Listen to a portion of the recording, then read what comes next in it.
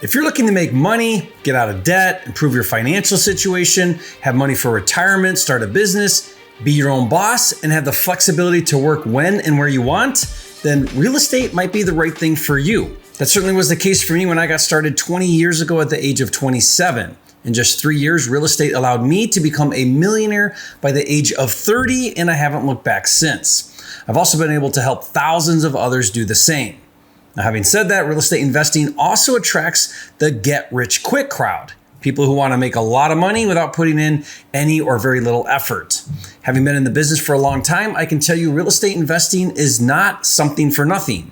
You get out what you put in. Yes, you can make a lot of money, but you better go in with your eyes wide open and be willing to pay the price to be successful. So if you're new to real estate and it's always been something that you wanted to do, you're thinking of getting started, or maybe you're still in the research phase and you're still trying to learn as much as you can. Maybe you've dabbled a little bit and you're finally ready to give it a go. Maybe you're finally ready to go all in and do real estate full time. Wherever you're at right now, I want to share with you my top 5 tips to make sure you're set up for success. Tip number 1 is to be clear what type of income strategy you really want to pursue. A lot of people get this wrong and it can be a big setback. In real estate, you can focus on long-term passive income strategies, such as buy and hold rental properties, or short-term active income strategies, such as wholesaling and flipping. Now, in the beginning, if you have the time and patience and you don't need money right now and you can wait at least 5 to 10 years to see significant returns, then investing in buy and hold rental properties may be your best strategy.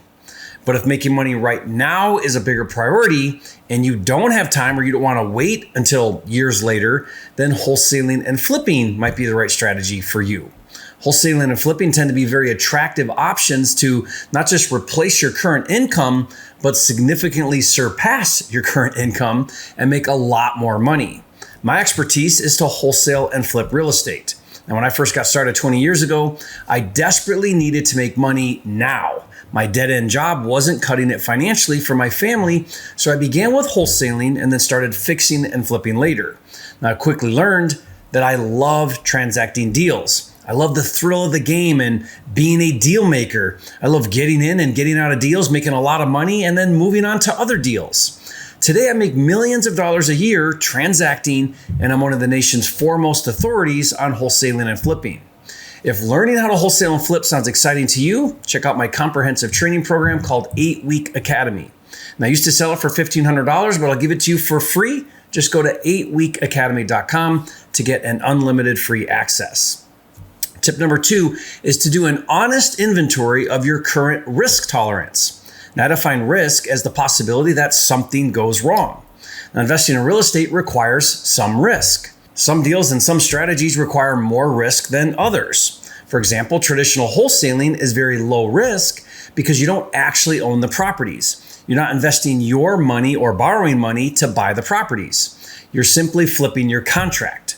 On the contrary, owning rentals and even fixing and flipping properties requires that you get funding, buy the properties, make improvements, and rent or flip them, which requires more risk.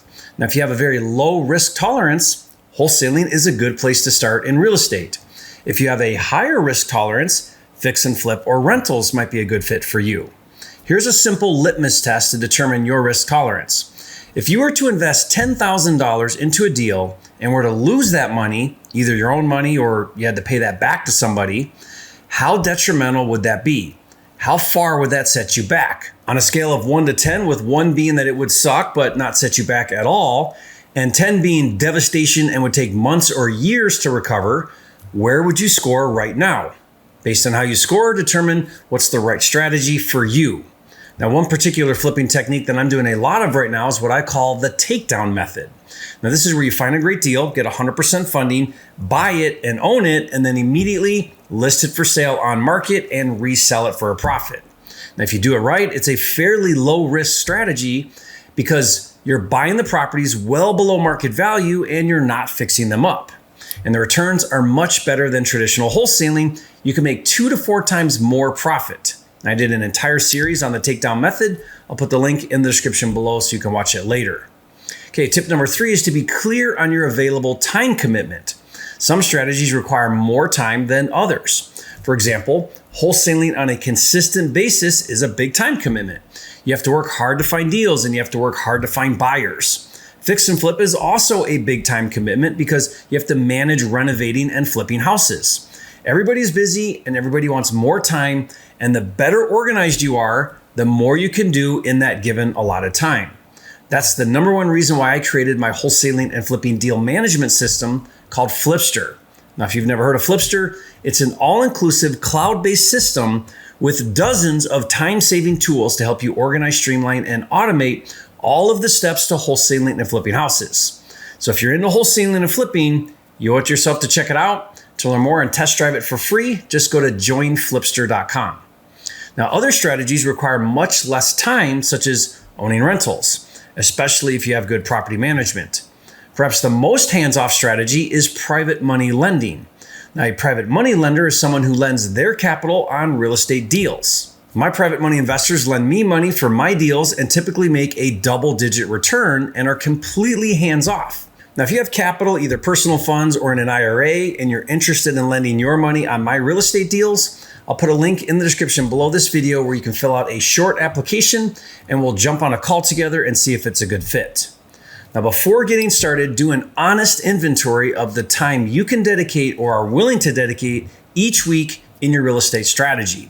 Now, write down the exact times in the week or month that you can commit and add up the weekly hours.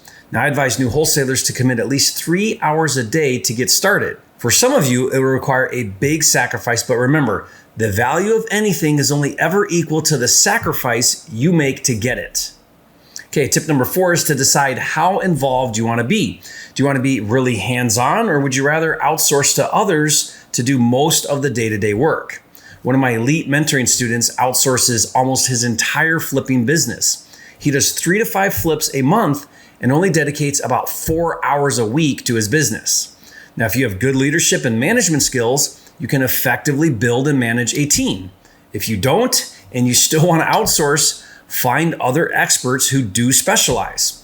For example, when I do a fix and flip in another state, I'll often hire a general contractor who can manage the entire rehab 100% for me. Now, I'll pay more for a GC, but it's worth it to me to not have to self-manage a deal remotely.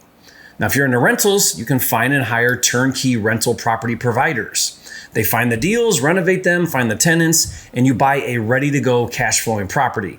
Sure, you'll pay more, but it may be worth it to you depending on your level of involvement. If you want to start with wholesaling and have limited time, consider my Finder program. For every deal you find that meets my criteria, I'll buy it and pay you $10,000. Having a ready-to-go buyer for your deals can save a lot of time and energy. To learn more about that program, go to my10kcheck.com. Okay, tip number 5 is it's not easy. While you can make a lot of money in real estate, be prepared for things to not always go according to plan. It always takes longer than it seems. Deals rarely end up like you thought they would. There are always setbacks and delays and challenges. It's just the way it is. Don't get into real estate unless you accept that and you're okay with it. Understand the law of momentum. Everything is always harder at first, but if you're consistent and you keep working at it, you'll build momentum and eventually things will start to happen faster and more naturally. Your skills will improve as you learn from previous experiences. Your 10th deal will be 10 times easier and faster than your first deal, and your 100th deal will be 100 times easier and faster than your 10th deal. That's how momentum works. When you understand that, you form good habits, you put in the work every day, and you build systems knowing that you're creating momentum and your efforts will pay off.